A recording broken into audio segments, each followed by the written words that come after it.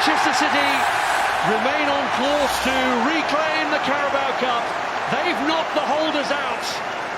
But between the Premier League's big hitters, it was a memorable game in which they slugged it out. Erling Haaland, early on in the first 10 minutes, returned immediately to the goal trail. Liverpool, though, stayed on Manchester City's tails throughout. And just 10 minutes after Haaland had opened the scoring, they were level through Fabio Carvalho. Riyad Mahrez re-established the lead right at the start of the second half, but it only lasted 2 minutes before Mo Salah scored for the third time against Manchester City this season. In the end, though, Liverpool couldn't come back from what turned out to be the decisive goal. A header from Nathan Ake, set up for his second assist by Kevin De Bruyne, who may have been despondent at Belgium's early exit from the World Cup, but flourished back in club football here to put Manchester City into the final eight, to send Liverpool out of the hunt of retaining their trophy, and to finish us off here with a final scoreline of Manchester City 3, Liverpool 2.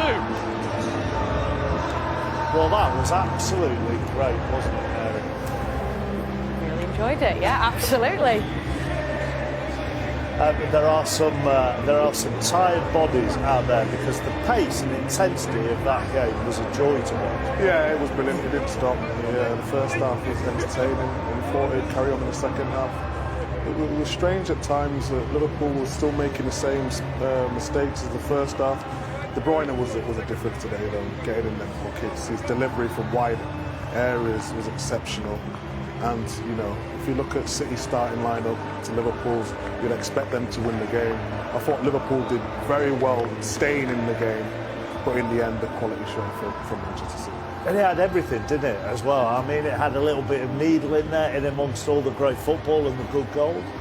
Yeah, I was hoping that the needling was going to start a little bit earlier, because I felt at first it was a little bit tame, especially from a Liverpool point of view. City were really running the show, but I think a few more of the experienced players came on at half-time and got into City a little bit more physically, and you saw a little bit of argy-bargy in the second half, and that's sometimes what you need in football, to just try and get a bit of bite back in the game, especially when you're trailing 3-2 like Liverpool were.